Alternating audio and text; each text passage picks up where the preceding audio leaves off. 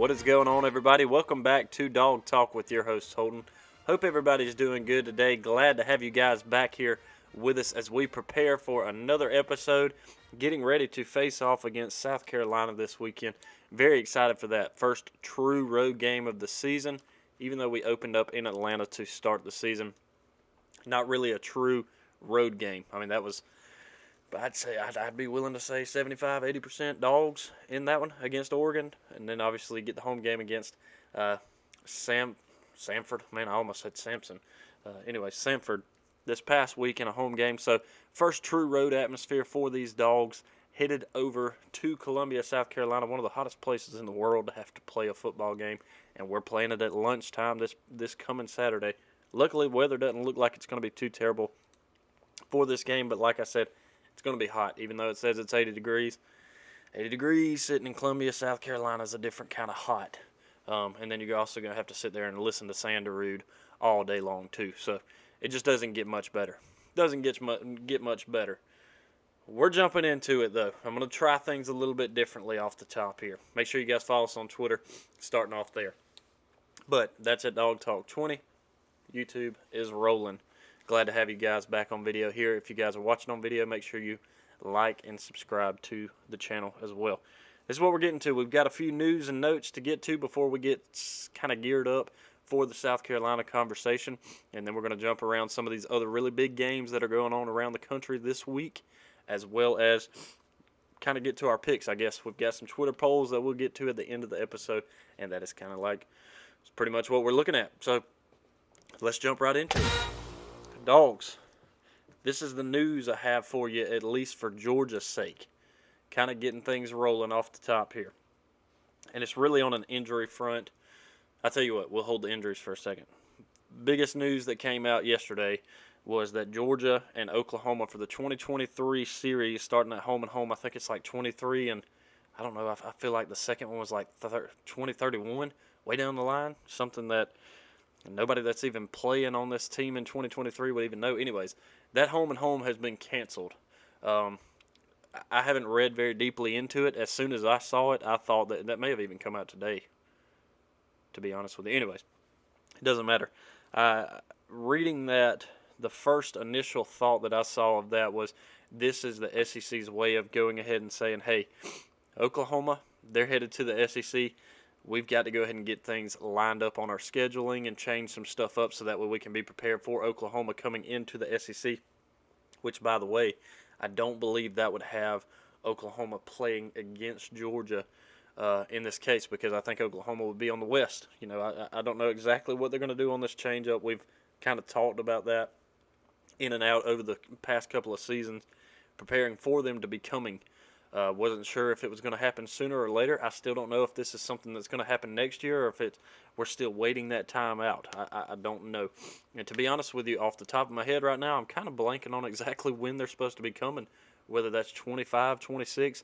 All of it just kind of jumbles together now. It's been a long few years, a couple of years that we've been talking about it ever since that was announced just a year or two ago. It's also hard for me to remember if that was 2 years ago or last year, at this point. But regardless, that game for next season has been canceled. It has been replaced with none other than Ball State, a very good opponent to swap up for Oklahoma. Just makes that home field advantage all that much better. And I actually saw some people complaining on Twitter that this is great, as far as the homestand goes for Georgia in 2023. This looks great for season ticket holders. Some of these home games, I think the best ones I saw on there was Ole Miss, South Carolina, as far as home games go. Take that with what you will. It is what it is. Sorry for the sniffling. It's that time of year. Everything kind of starts jumping on you. So if you guys on video, if you see me kind of sniffling around and you guys hear me on podcast, I apologize. But bear with me. We're going to get through this thing. Now let's get to the injury front for Georgia. Biggest question we had kind of coming into this game, A.D. Mitchell. Are we going to get him back? Is he still too banged up to be able to come into this game? How do things look? I know Kirby said that he could have come in if we needed him to last week, but that didn't happen. Didn't end up happening. It seems like I think the last I read was it's a high ankle sprain. Really the same thing Arian Smith has been battling, I think, through the offseason.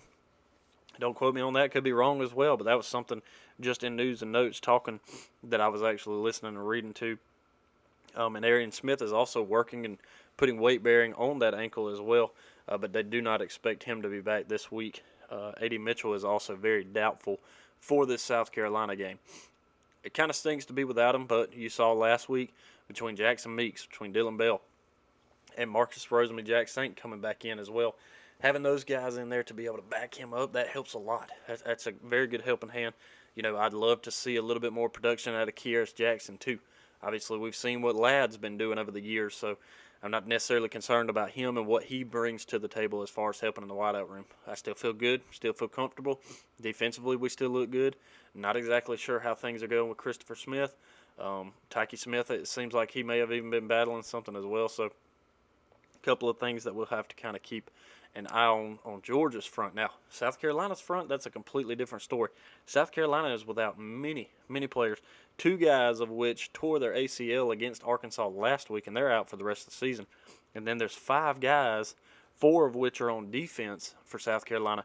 You got a safety, an edge rusher, as well as two cornerbacks that are supposed to be, they're questionable for this game. Will these guys show up in this game at all? I don't know. Will they all five be out, or four on defense be out? There's one wide receiver in there too. If all of these guys are out on defense, I mean, that's just all the opportunity in the world for Georgia to just eat. Not even considering the fact that South Carolina has one of the worst rush defenses in the country. So Georgia should just be able to run right down their throat the entire time. Seems like what Arkansas had no trouble at all doing last week in their game against them. So that's something to also pay attention to here when you start looking at some of these predictions that we're going to get to, and some of these questions of what exactly is Georgia going to do. Can we bounce back off of a kind of a weak performance from the offense, what it seemed like anyways, as far as the scoreboard showed. And it wasn't really weak as much as guys had one-on-one opportunities, and some of the guys just didn't win those one-on-one opportunities. There were some blocking schemes that didn't work the way they were supposed to, but we move on. We're into another week. They've been practicing hard all week trying to fix the mistakes. That's what you practice for week in and week out. But this is something I want to see. Is Georgia able to kind of capitalize on some of these guys being injured? Does this help Georgia's offense to kind of rebound off of, again, not necessarily a bad performance, just a little bit more lackluster than we kind of wanted last week? Granted, it's against a team that you should have taken care of, and the biggest key to that game was coming in and just being, healthy and staying healthy, injury-free, but not sleepwalking, getting the job done, and they won the game by 33 points with a shutout. Defense did the job, did a very good job, stopped them from scoring. Offensively, we put up points. The first two drives, if those are touchdowns, does the scoreboard show a higher number? Yeah, it does. But in the end, we still got points on the board. Hot Rod, he was able to come, or Hot Pod, he was able to come in and, break that record as well and kick field goals and continue that experience as well. That's another thing you have to think of on special team side. It's good to see that he's able to kick these field goals, and we're very comfortable with it. We're not too concerned about what we have in him week in and week out. Coming into a game, we can lean on him and understand and know that if we need him to come in the game and kick a game-winning field goal or an important one at some point in time, we're okay with that because we know that he can do that. So that's something to kind of remember coming into this as well. Injuries could be a big factor for South Carolina. Not to mention that's our offense against their defense, but even offensively for them, this is just a game that I feel like Georgia's defense has a great opportunity to eat. I think Spencer Rattler is going to be running all over the place, which he will do a good job of, all over the place trying to extend plays, because I think Georgia's defense is going to wreak havoc. I think this is the week where Georgia starts to press through that offensive line and get in the face of quarterback even more than we have against Oregon, even more than we did against Samford. Start to get some sack numbers, bringing them up. Starting to see these guys bust through the line and really wreak havoc on a quarterback and an offense of South Carolina who's already kind of reeling in some situations. So I'm excited to see what Georgia's defense is going to do on that, and I know you guys are as well. So this is kind of where we start to get to some of the keys of the game. Offensively, a lot of it is, hey, let's run the ball effectively. We talked about this, I think, last week. Stick to your identity, and may have even been against Oregon. Stick to your identity. This is a great opportunity for us to bring those rush yards up. Right now, I think yards per carry, Kendall Milton leads the SEC in as far as yards per carry. But as far as yardage total for our running backs, we're not really in the mix for that. So I want us to see let's get to that identity of what Georgia has always been, which is running the ball. And I'm not saying this to say all I want to see is Georgia run the ball. I don't want to see Georgia do anything other than run the ball. That's not what I'm saying at all. Because seeing Stetson Bennett air the ball out, I love to see that. I love to see our wide receivers, our tight ends get in the mix and have a lot of yardage through the air. Trust me. But I also want to see us run the ball, because if we get against a defense who has a very good secondary and that, front seven is kind of leaning back on defense and we're not able to really find areas to pass the ball, you have to be able to run the ball. You cannot become one-dimensional. And I don't doubt that Georgia will get that all squared away. I don't doubt that at all. I think this is a very good opportunity to lean on the identity of the offense, which is running the ball.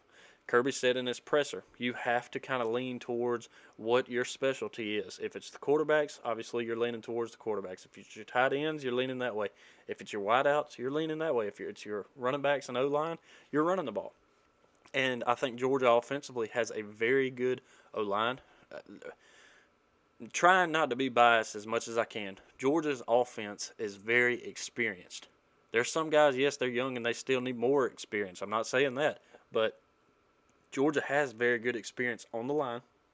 The wideouts, we have experience. The quarterback has the most experience of anybody in the country, I believe, besides coaches, considering how long he's been there and playing college football. I don't doubt the experience of everything. So let me just kind of dial it back. Keys to the game offensively. Let's stick to that identity and run the ball. Let's run the ball, rack up some yards running, and it's not just to rack up the yards, but it's to show Georgia can still run the ball. Its offensive line can bully some of those defensive linemen and make their presence known as well, and give room for Kendall Milton, give room for Kenny McIntosh, Dejon Edwards, these guys to bust through the middle, to the edge even, I don't care, and run the ball effectively. One of the other keys to the game offensively as well, other than Stetson not making mistakes, that's kind of the top priority, because I always go back to that 2019 season where Georgia should not have lost to South Carolina, but we kept making mistake after mistake offensively, and we kind of sleptwalk into that game. Kind of one of those things that I was slightly afraid of, when we played Sanford last week. And you correct me if I'm wrong. Trust me, I don't mind that. If I remember right, we'll see. Was Georgia not ranked 1 when we lost to South Carolina in 19? Or do I have that wrong? I may very well have that wrong. And again, correct me if I'm wrong on that. But it seems like we kind of got a little bit of hype, and we're top in the country, maybe higher up at least, if not at the top. South Carolina comes in and they take care of business against us, and they shut that up. In this game, even though it's not a home game for Georgia, it is in a ruckus atmosphere, and it's going to be loud. Georgia has the opportunity to shore up any kind of questions that anybody has. Is Georgia truly the number 1 team in the country? They really hadn't been tested. They hadn't been tested on the road.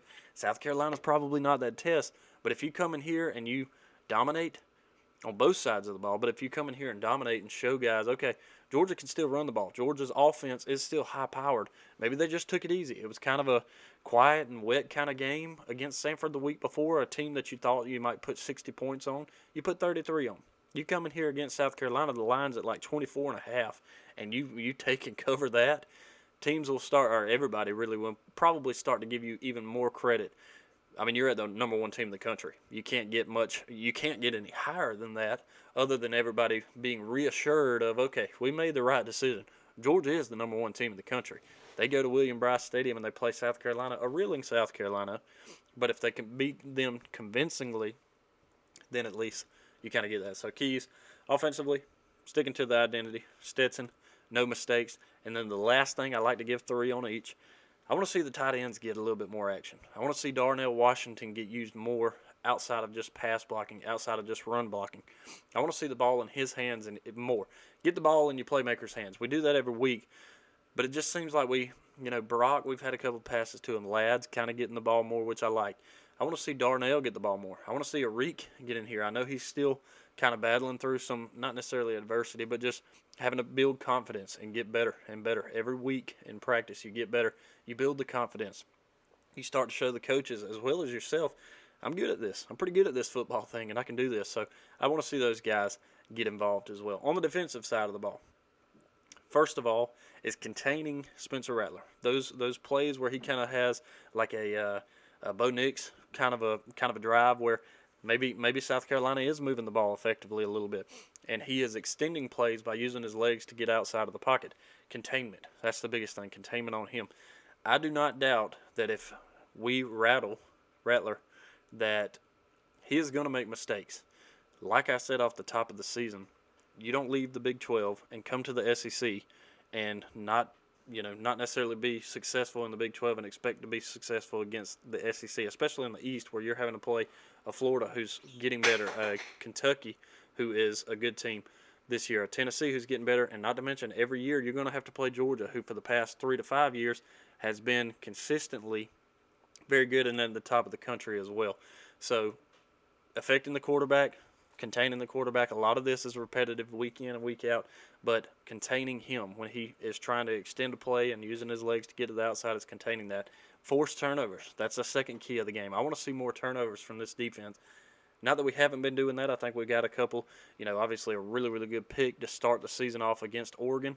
It seems like we may have had like a fumble last week, if I remember correctly, but I want to see turnovers kind of be another factor in this. And then sacking. Let's get to the quarterback. That's kind of the three keys: containing quarterback, sacking the quarterback is another one, and then as well as let's get some turnovers in this game. Don't doubt that Georgia's defense can do that, especially against a team that, again, I just don't feel like South Carolina's offense is all that good. It's been kind of strange to see some of these predictions from other teams that they're thinking South Carolina is going to put 13, 17, maybe even 24 points on the board against Georgia. I do not see that happening. And that's, again, just because you are playing the number one defense in the country. The same it was last year. Everybody thought it was going to be a huge drop-off, and it's not. It's not a huge drop-off at all. Georgia has picked up right where they left off, and now it's time for the secondary to kind of get, and this is another thing, it's time for the secondary to kind of get their feet wet, because I do think this is going to be the opportunity for South Carolina to try to come in and start chunking balls deep. Spencer Rattler, I'll give him credit. He has a great arm, a very good arm. And I think this is an opportunity for him to feel like, okay, I can let loose and let's just hope stuff starts to drop.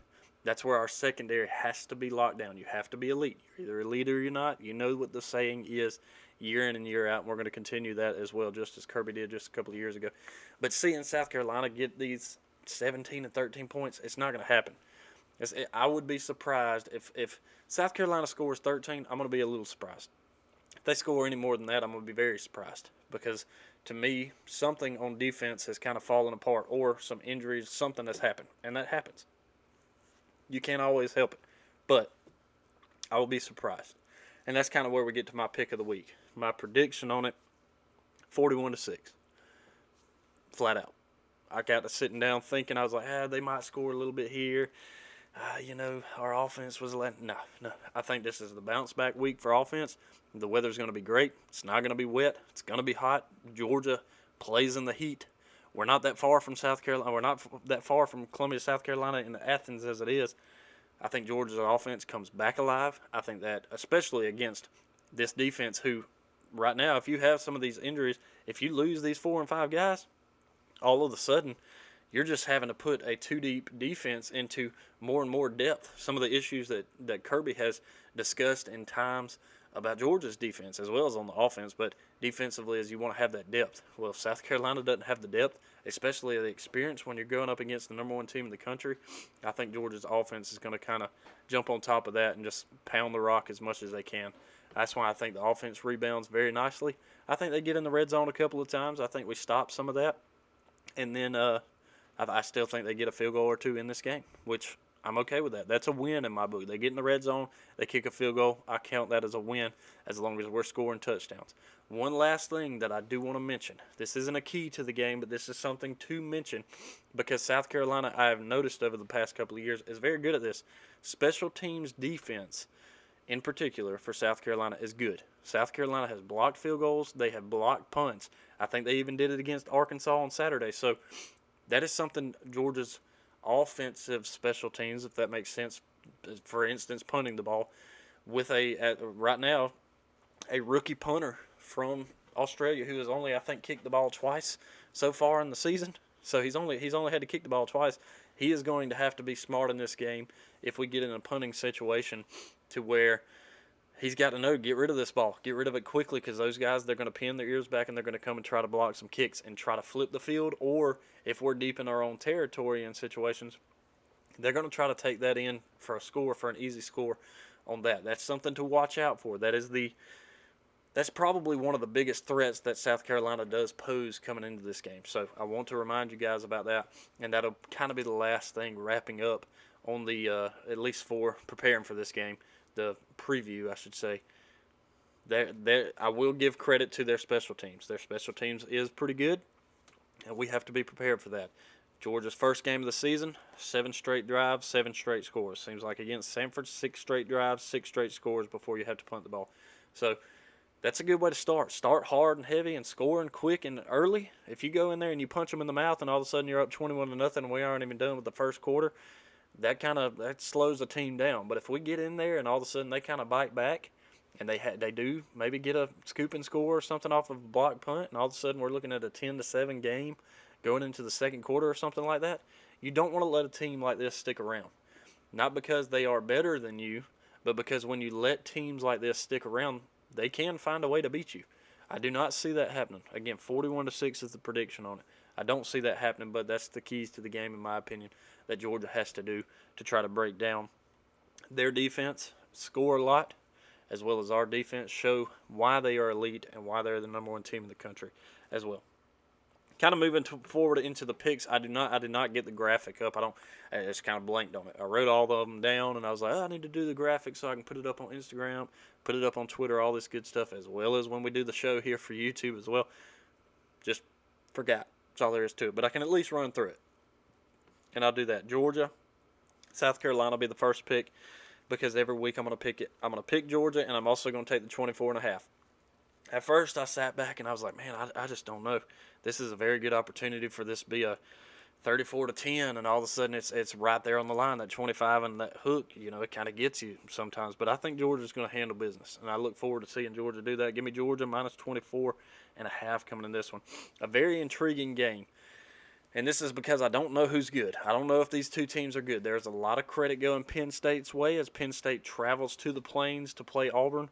Last year, Auburn and Penn State played, and it came down to the wire. Auburn was not that great of a team. Penn State turned out not to really be that great of a team either. I want to see what these teams are made of this year. Auburn has not looked all that impressive to me to start. Penn State kind of does look like they've taken a step up. Penn State comes into this one as 3-point favorites at Auburn.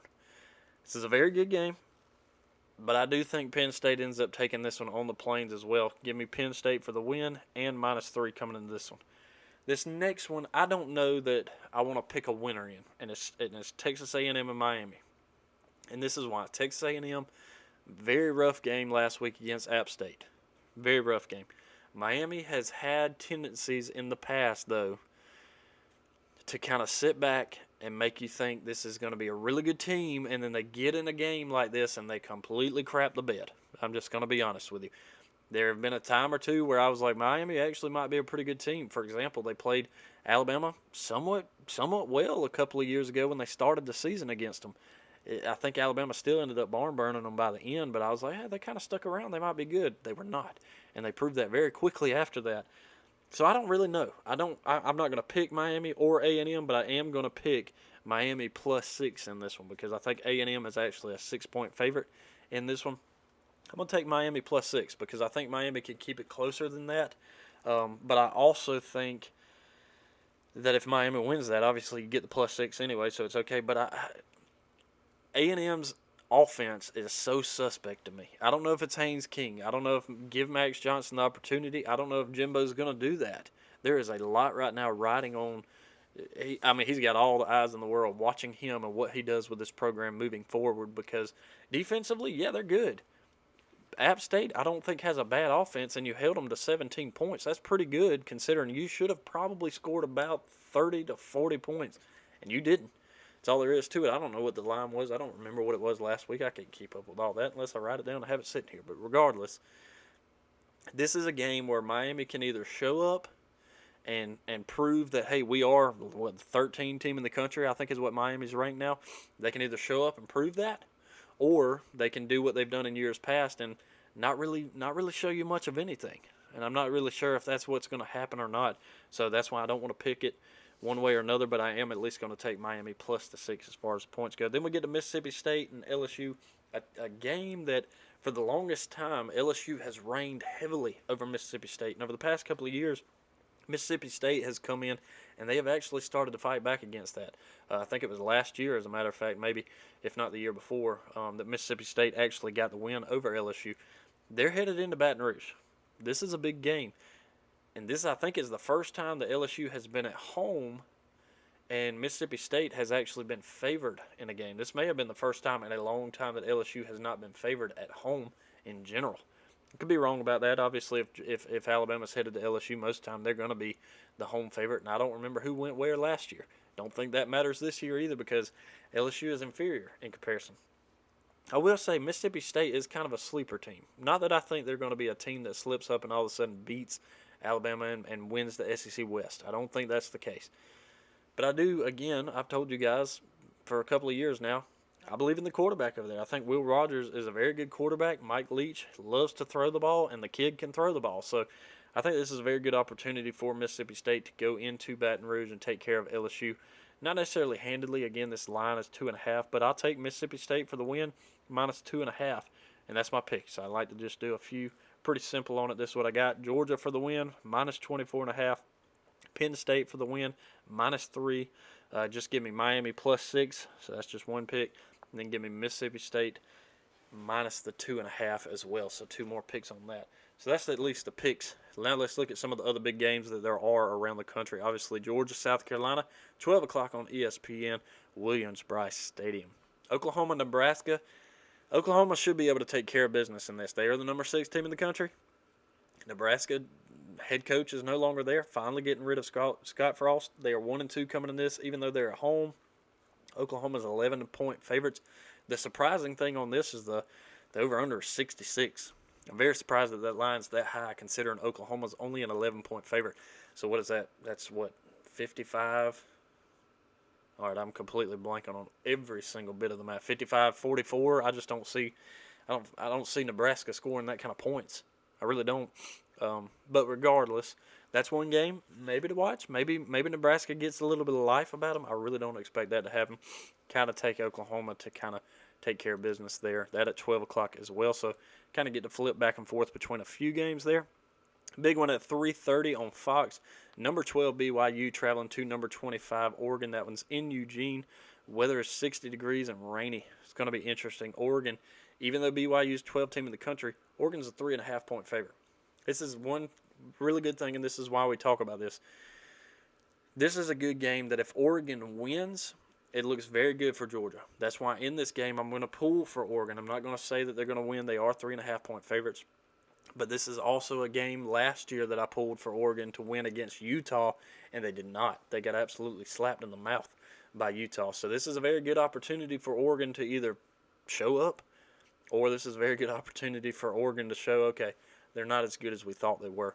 Hopefully they do that again. That just builds Georgia's resume moving forward. Ole Miss, Georgia Tech, don't necessarily sleep on that one. Ole Miss should take care of business. Georgia Tech again. It's not going to be long before they have to make a head coach change there as well. That one at 3:30 on ABC. A few good games here at 3:30. Obviously, the Penn State-Auburn game that we just talked about as well. That one is also at 3:30 on CBS. Liberty, Wake Forest. I think Wake Forest will take care of business. Michigan State, Washington. That's not one to sleep on either. Michigan State is the number 11 team in the country. This is 7:30 on ABC. Washington undefeated as well. They're both 2-0, but Washington's not ranked, and Washington is actually a 3-point favorite coming into this one against the number 11 team in the country. Then you get South Florida. Florida, not much there. Louisiana Tech, Clemson, meh. UTSA and Texas, meh. I'm surprised that line's only 12.5 there. And then you get a good one at 9 o'clock on ESPN. This is Miami, Texas A&M, like we talked about. That one's a late game on ESPN. A few good SEC games there. That, for the most part, yeah. Fresno State, USC. I mean, USC's 12-point favorites. Should be able to take care of business in that one. For the most part, other than maybe the reunion if you want to call that, of UL Monroe and Alabama, don't think that's going to be the same case as it was back in, 2007, 2008, whatever Nick Saban's first season there when UL Monroe beat Alabama. Don't think we're going to see a repeat of that one. I think Alabama's going to do the same thing as what we'll see with some of these other teams, rebounding off of a year that didn't, or a week that wasn't all that great last week. We're going to see if that Alabama team can do that, and I think they do pretty easily at home, 4 o'clock on the SEC Network there. So, with all that being said, that is the preview of South Carolina. That's the preview. Some good looks. Again, we've got some good games around the country coming into this one. I'm excited to see what Georgia does in this. I'm excited to see Georgia's offense get fired back up and rolling. Overall, I'm just excited for the Dogs to be back on the field at 12 o'clock come Saturday, even though it's not a home game. We get to come back home after that, and we play Kent State on a TV station that nobody has unless you get a subscription to them, before we jump into some serious SEC play for the rest of the season after that, where games really start to ramp up. But with that, we're going to go ahead and wrap it up again, trying to kind of keep them short and not too long here as we get started into the season. Decided to hold this for the end instead of the beginning, so that way I didn't take up too much of you guys' time off the beginning. I know loading stuff up with the beginning, it's like, all right, I got to listen to this, can we just get to the show? So I'll save it for the end. Again, you guys on Twitter at DogTalk20. Make sure you guys follow us there. We're on Instagram as well there. The links are in the description, as I say every week. For all of this, you can click it, go to the YouTube channel. Make sure you give us a like for the video. Make sure you subscribe to the YouTube channel as well. And then I think last but not least, if you guys, wherever you guys are listening, Apple Podcasts, Spotify, iHeartRadio, where anywhere that you can listen on podcasts, make sure you guys give us that 5-star review. Would greatly appreciate that, and look forward to checking in with you guys on Sunday after we take care of South Carolina this Saturday. Go Dogs.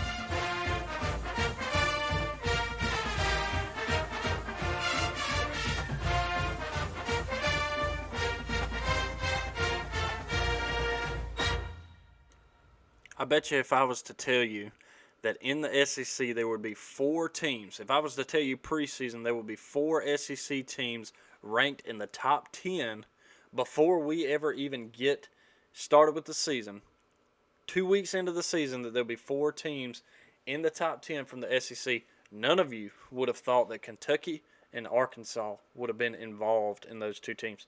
Everybody would have thought, okay, I can see Georgia, Alabama, Texas A&M, and then, give or take a team.